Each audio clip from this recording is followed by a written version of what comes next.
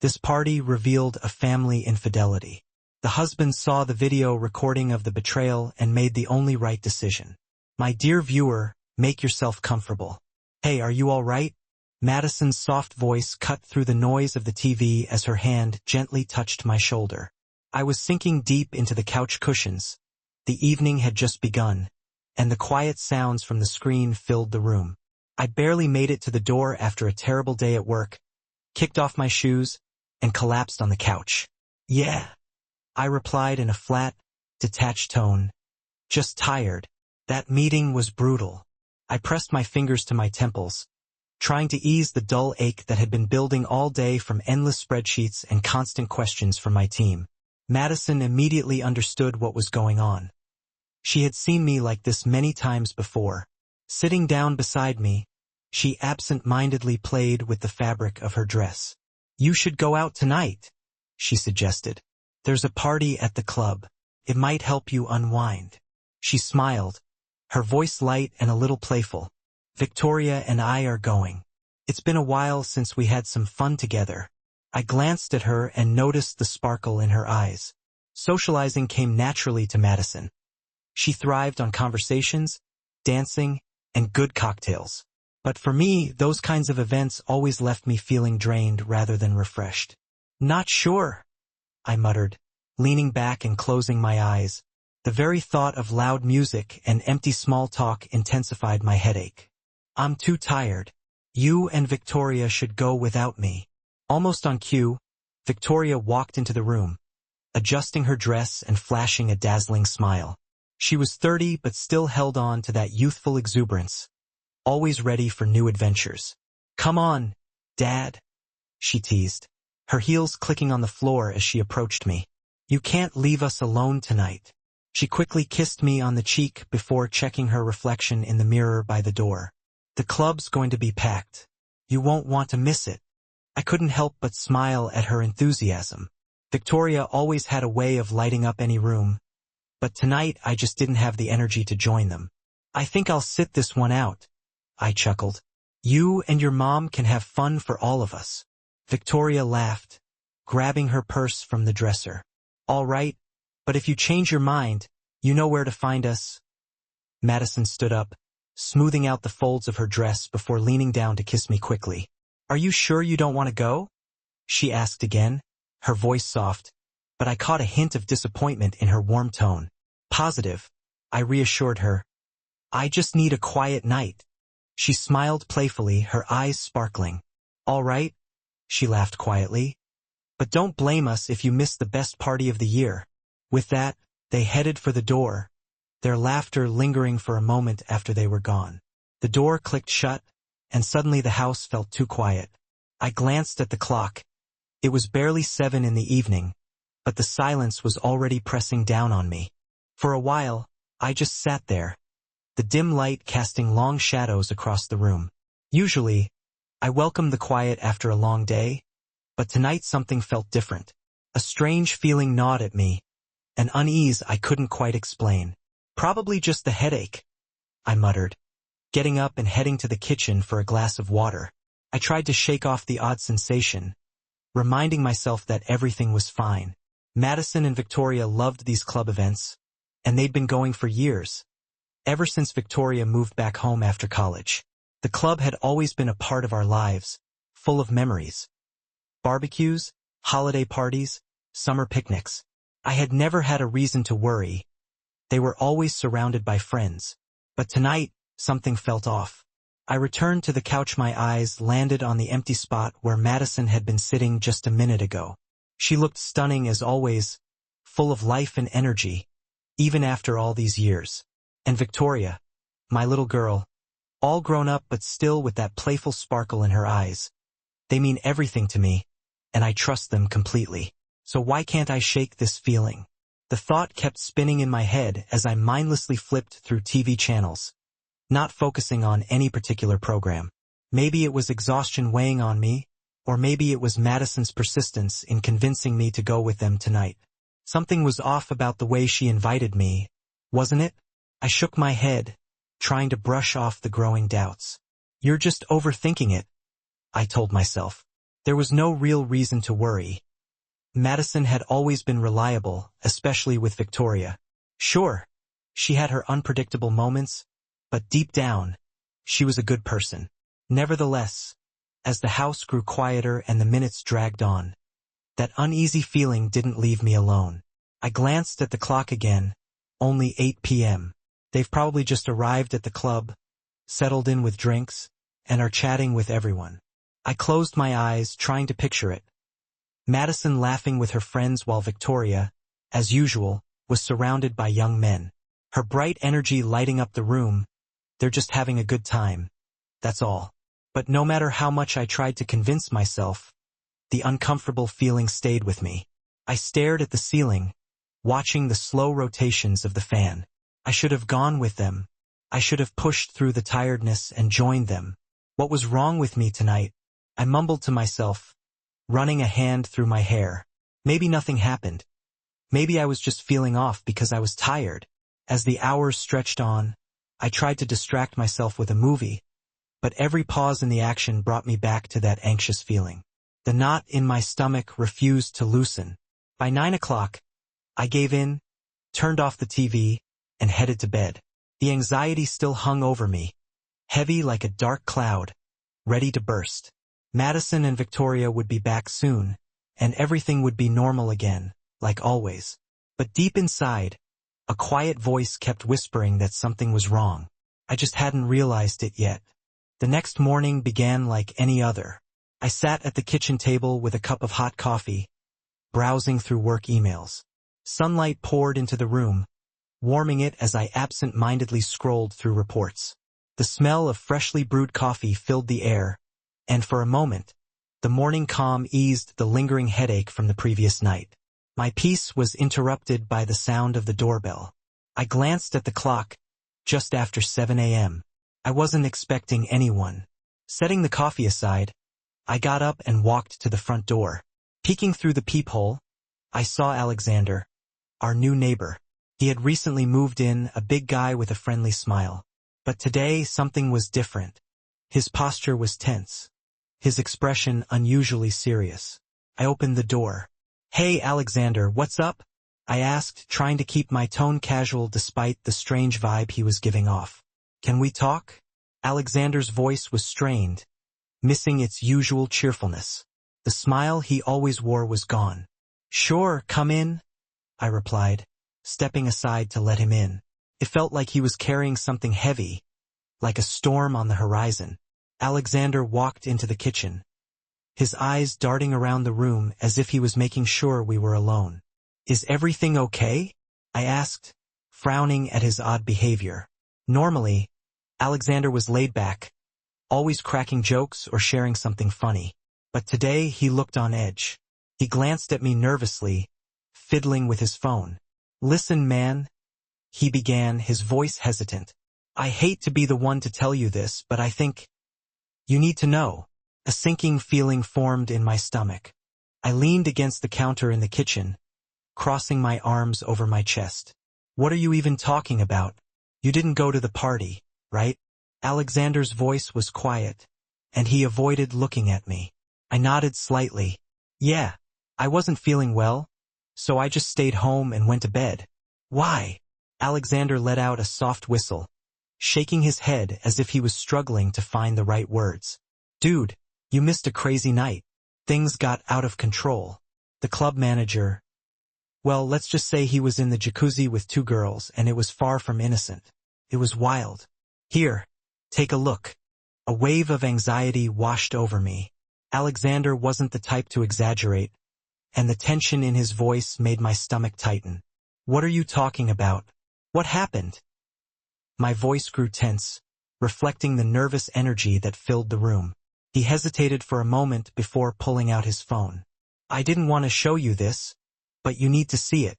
I felt a knot form inside me as I watched him slowly unlock his phone, his fingers moving so deliberately, like he was afraid of what he was about to reveal. My mind raced, trying to guess what was coming.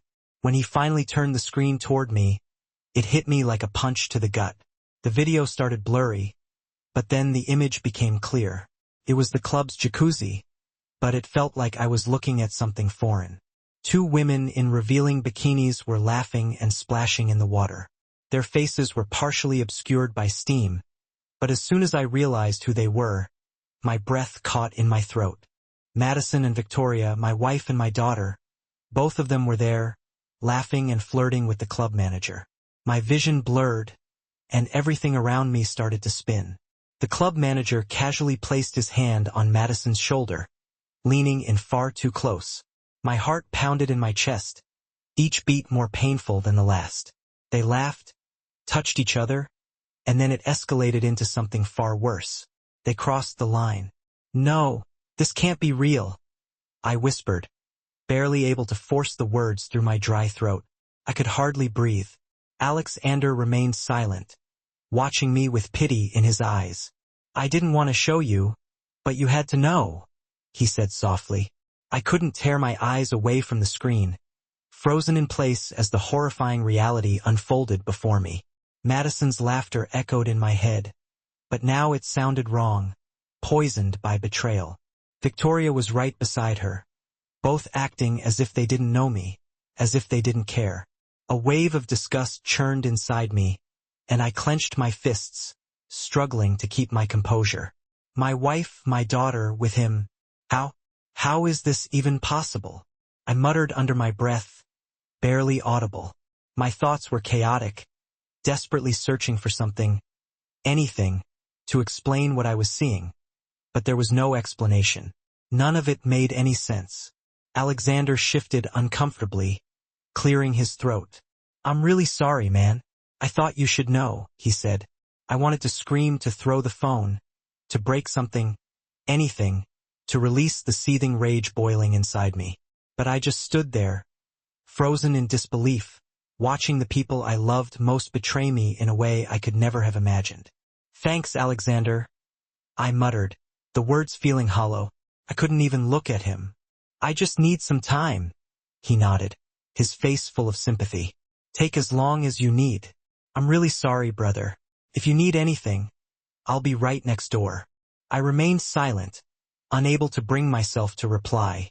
As soon as the door clicked softly behind him, my legs gave way, and I collapsed into the nearest chair. My hands trembled, clutching the phone as if it were the only thing keeping me grounded. The screen still showed the image of Madison and Victoria, both smiling as if they hadn't just shattered my world. I stared at their faces, but soon my vision blurred, and a wave of fury began to rise within me. How could they do this? Madison, the woman I loved and trusted for 33 years, and Victoria, my daughter, my own flesh and blood. Tears burned in my eyes, threatening to spill, but I didn't let them. Instead, I tightened my grip on the phone, my body shaking under the weight of shock, anger, and disbelief. It all felt like a nightmare, but the video left no doubt. I sat there, staring at the floor, trying to process what I had just seen. No matter how hard I tried, I couldn't understand it. My family was gone. The life I knew was destroyed. All that was left was the suffocating truth. Those I cherished most had betrayed me in a way I could never forgive. The numbness that had engulfed me disappeared, now replaced by anger. The hours after Alexander's visit blurred into a fog. The video replayed in my mind on an endless loop, Madison and Victoria's laughter echoing like a cruel chorus. I couldn't eat. I couldn't sleep. All I felt was burning rage.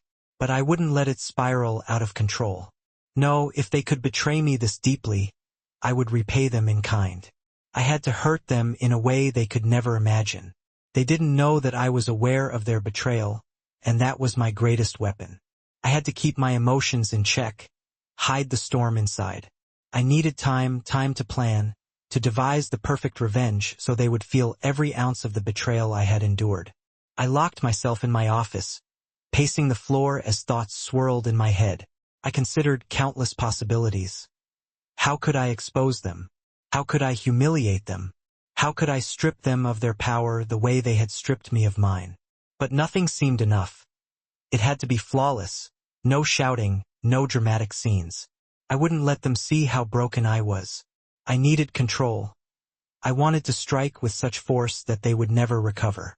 Sitting down at my desk, I turned on the computer and began searching for anything that could be used against them. My thoughts became sharp, cold, and calculated. Though the pain was still fresh, it was quickly overshadowed by a thirst for meticulous revenge. Quietly, I began making calls, reaching out to old contacts who owed me favors. I took notes, digging through financial documents, shared assets, and legal loopholes. This wasn't just emotional revenge. I intended to dismantle their lives piece by piece. As I reviewed the documents, it became clear how intertwined our lives had been. Madison and I had built everything together, our finances, our home, our investments, everything woven into one thread. What she once saw as a partnership, I now saw as a battlefield. Every connection between us could become a weapon in my hands, and I knew exactly where to strike first. A plan began to take shape in my mind, cold and merciless. I recalled every detail, joint accounts, property, and her name. I found ways to ruin her financially, to make her lose everything. I started searching for divorce lawyers, not those who sought fairness, but those known for their ruthlessness and cruelty. I made the calls, scheduled meetings. I didn't want a fair split. I wanted to leave her with nothing. Then came the issue with Victoria. This situation was much more delicate. She was our daughter, and despite everything that had happened, the thought of hurting her was unbearable. But her betrayal ran too deep to ignore. She had to learn a lesson that would leave a lasting mark. Victoria was still young, just beginning to find her place in the adult world. For her, it wasn't financial security at stake, but her social standing. She thrived in the spotlight, enjoying the approval of those around her, always at the center of her circle. But what would happen if that world suddenly collapsed?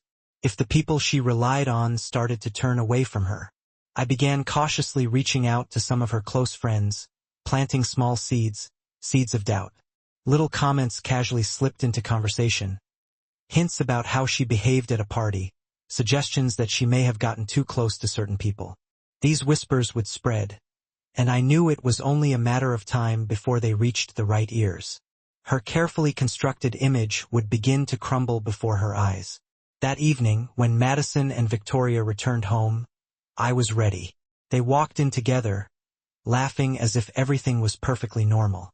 Madison set her purse on the table and smiled at me, like she always did, then leaned in to kiss me on the cheek. Her tenderness disgusted me, but I forced myself to smile back. "How was your day?" she asked, completely unaware of the storm brewing beneath the surface. "Busy but fine," I replied, keeping my tone even. Victoria was just as carefree. She practically danced into the room, her energy infectious. "Dad, you should have come. The party was amazing," she beamed, glowing with joy. "You would have loved it." I suppressed my disgust and managed a weak smile. "Maybe next time," I answered, knowing there would be no next time. I listened as they continued talking. Madison recounted a conversation with the neighbor, while Victoria gushed about the evening, the drinks, and all the events of the night. My hand clenched into a fist under the table, but I remained calm. I couldn't afford to let them see what I was thinking. They needed to see the version of me they expected, the devoted husband and father, the one they thought was blind to everything happening around him.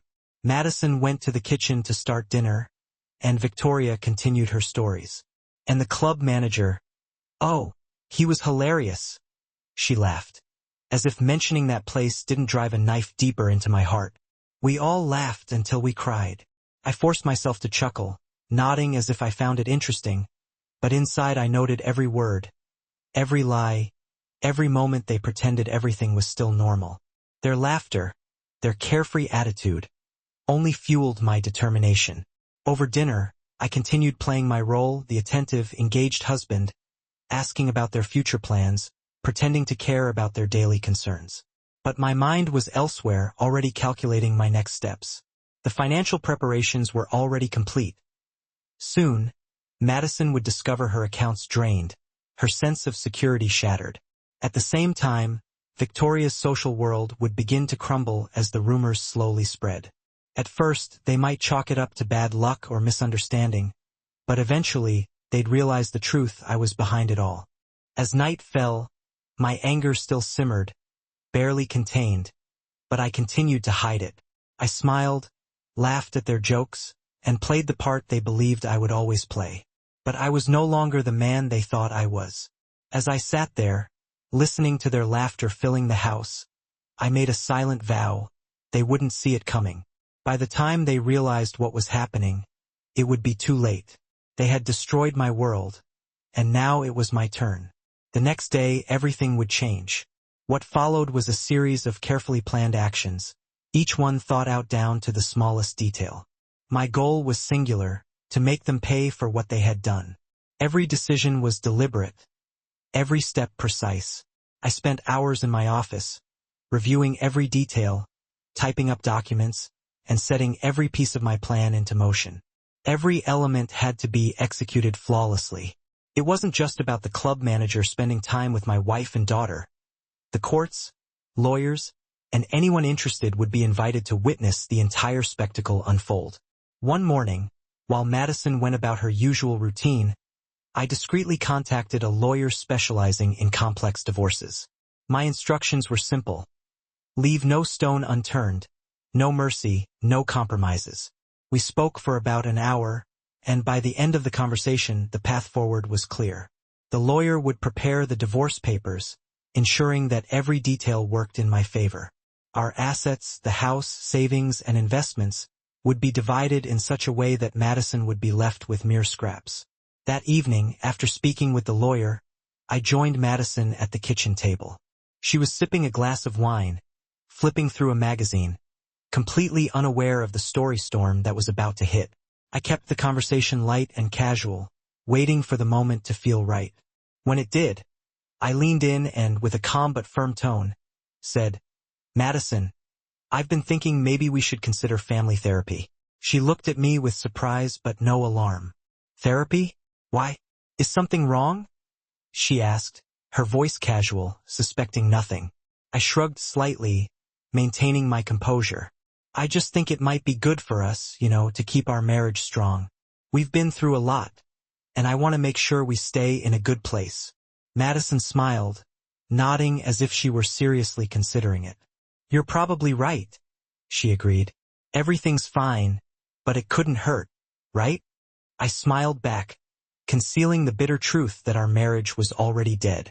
She sat there, sipping her wine, agreeing to therapy, completely unaware that the divorce process had already begun. The irony of her naivety was almost laughable. "I'll find someone, maybe we can start next week," I suggested, fully knowing that by then the divorce papers would already be filed, and therapy would be the least of her concerns. She leaned in and kissed me on the cheek, still blissfully unaware of the looming disaster. "That sounds great," she replied, turning her attention back to the magazine, unaware of the storm on the horizon. I excused myself and retreated to my office to continue preparing for what was to come. With Victoria, the approach was different. Her social status was her weakest point, and I knew that undermining it would be the most effective blow. She thrived on admiration and attention to her persona. I started by planting subtle doubts, small remarks designed to chip away at her confidence. When she spoke about her career or plans, I would casually remark, "Are you sure that's the best decision?" At first, she brushed off my words, too absorbed in her own self-importance to notice the shift. She would laugh at my comments, roll her eyes, but I could see the seeds had been planted. Over time, the doubts began to take root. She started second-guessing herself, questioning her decisions. It was a gradual process, but the cracks in her confidence began to show. She became defensive, constantly trying to justify herself, but the more she argued, the less attention I paid. "Dad, it's my life. You don't understand how things work anymore," she shouted one evening after I once again questioned her choices. Her frustration was palpable. I leaned back, maintaining a calm tone. "I'm just suggesting, Victoria, maybe you should reconsider. Charm only goes so far." She shot me an angry glare, her frustrations simmering beneath the surface. Soon after, she began to distance herself, spending more time with friends and avoiding serious conversations with me. Everything was going exactly as I had planned. I needed her to feel uncertain, to lose her footing. I intended to plant seeds of doubt that over time would destroy the perfectly constructed life she had built. Behind the scenes, I carefully prepared the sabotage of Madison and Victoria's financial security, quietly and without drawing attention. I took control of our joint assets, moving accounts and funds to tighten my grip. The investments I had built up over the years, half of which were in Madison's name, were gradually slipping out of her grasp, and she had no idea. By the time she realized what was happening, it would be too late. One evening, she was sitting on the couch, her legs tucked under her, mindlessly scrolling through something on her phone. She glanced at me with a hint of curiosity. "You've been spending a lot of time in the office lately. Is everything okay?" she asked. I nodded calmly, replying, "Just a lot of work. There's a lot going on." She didn't ask any further questions, and her attention drifted back to whatever had distracted her. She had no idea that while she felt comfortable and secure, her world was on the brink of collapse. In the following days, I proceeded with extreme caution, advancing my plan step by step. Every action was carefully thought out. Every detail was part of the bigger scheme. I wasn't in any hurry. I understood that revenge is a dish best served cold, slowly and meticulously. All the pieces had to fall into place perfectly. Even the suggestion to see a therapist was part of my plan. I signed us up for sessions, pretending to be the caring husband who genuinely wanted to fix what was already broken. Madison, ever the optimist, agreed, thinking it was just another hurdle we'd overcome together, as we had before. But I knew better. I had no intention of fixing anything. Meanwhile, Victoria, always so self-assured, began to drift away from me. The tension between us was growing, and I did everything to make sure she felt it. Unbeknownst to her, the rumors I had been spreading within her circle were beginning to take effect. People started questioning her choices, her character. Her relationship started to fall apart, and the perfect image she had so carefully crafted began to crack. I watched this downfall with quiet satisfaction. None of them suspected a thing. They had no idea that the ground beneath them was slowly crumbling. The stage was set. Now all that was left was to wait for the perfect moment to deliver the final blow. And that moment came. My heart raced as I called Madison and Victoria into the living room. The house was eerily silent, the kind of silence that foretells a storm. I had replayed this moment in my mind countless times, but when it finally arrived, the tension was almost unbearable. Madison appeared first, her expression soft, expecting nothing out of the ordinary. Victoria followed, engrossed in her phone, completely unaware of the devastation that was about to unfold. They settled on the couch, sensing the seriousness of the moment but still unaware of the storm that was brewing. "What's wrong, darling?" Madison asked casually, tucking a stray lock of hair behind her ear. Victoria barely glanced up from her phone, still distracted. I didn't answer right away. Instead, I calmly walked over to the table and pulled out a folder I had prepared, containing every detail. I opened it and laid out the photos on the coffee table, then played the video. Madison's laughter, Victoria's hand resting on the club manager's shoulder. The scene in the jacuzzi that had shattered everything for me. Madison's eyes darted from one image to the next, and her confusion quickly gave way to panic. Her hand flew to her mouth as if trying to block out the flood of reality. Victoria, always composed and self-assured, turned pale as the weight of what she saw pressed down on her. The air in the room was thick with their guilt. "I know about the club," I said, my voice cold and steady. It felt as though I had become a mere observer, watching from the sidelines, detached from the whirlwind of emotions unraveling before me. Madison's sharp intake of breath shattered the silence, causing Victoria to freeze entirely. I had anticipated this reaction. It was exactly what I had foreseen, and it only fueled the anger that simmered beneath my calm exterior. "What is this?" Madison's voice trembled as she finally spoke, her words stumbling as if she couldn't comprehend what was happening. I leaned in closer, my gaze cold and unwavering. "You tell me," I said in a low, threatening tone, pointing to the compromising photos. That's you, Madison, and you, Victoria, I continued, shifting my gaze to her. The truth was exposed in the photos. Both of them in the hot tub with that sleazy club manager. The disbelief etched on their faces was clear. Madison instinctively shook her head, denial settling in before she could say anything. Victoria dropped her phone onto the couch, her hands trembling and her eyes filling with tears. "It's not what you think," Madison blurted, her voice pleading. "We were drunk. It was a mistake, a stupid mistake." A bitter, hollow laugh escaped me, echoing through the room like a sharp blade. "A mistake," I repeated, mocking her pitiful attempt at an excuse. "You destroyed our family for what? A fleeting moment of stupidity?" I turned to Victoria, my anger now overflowing. "And you, how could you?" I raised my voice. "I raised you, gave you everything, and this is how you repay me? Betraying me with him and with your mother." Tears streamed down Victoria's face, her sobs growing louder.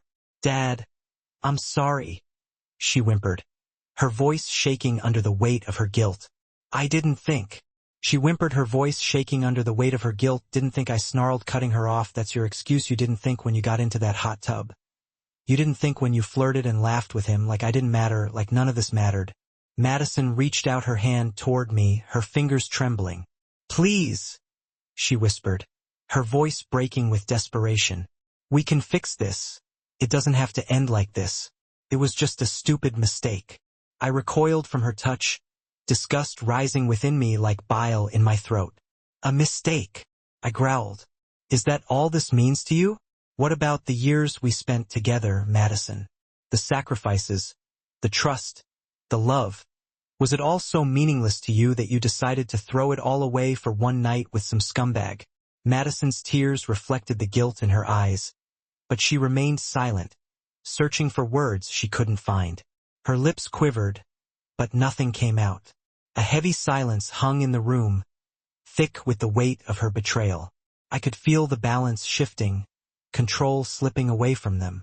They had destroyed the foundation of our family, leaving it in ruins, and now they stood helpless, unable to justify the damage they had caused. "I thought I would spend my life with you," I said softly, my voice breaking as I looked at Madison.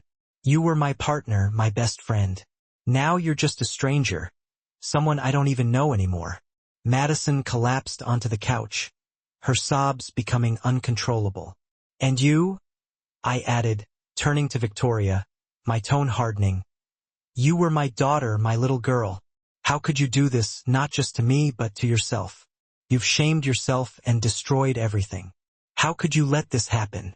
Victoria's sobs grew louder, but my resolve remained firm. They needed to feel the full weight of their actions. "Do you think I'm just going to let you both walk away after all of this?" I asked, my voice growing more certain as I regained control. "No, there are always consequences for your actions. You destroyed this family, and now you'll have to deal with the aftermath. Please, Madison," whispered, her voice barely audible, as she covered her face with her hands. "We can try therapy, we can fix this. We'll do whatever it takes. Just don't let it end like this," she begged. I slowly shook my head, confident in my resolve. "It's already over, Madison. You just haven't come to terms with it yet." My words hung in the air, heavy and final, as I stood and walked toward the door. They were frozen, paralyzed by the destruction they had caused. They didn't have the strength to move or follow me. Before leaving, I paused for a moment, casting one last glance. "By the end of the week, you'll have the divorce papers. And don't try to fight it. You've already lost." The soft click of the door closing behind me felt definitive for the first time in days. I felt a flicker of peace. The next day, I filed for divorce, marking the official end of my marriage to Madison. I made sure all the details were handled quickly and without emotion, no second thoughts, no room for reconciliation. That morning, I packed my belongings and neatly placed Madison and Victoria's things into bags, setting them by the front door. They tried to speak, they cried, they pleaded, but their voices became distant noise, meaningless. My decision was final. Madison sat on the couch, her face pale and swollen from endless tears. She had spent the entire night searching for the words to save whatever was left, but there was nothing left to save.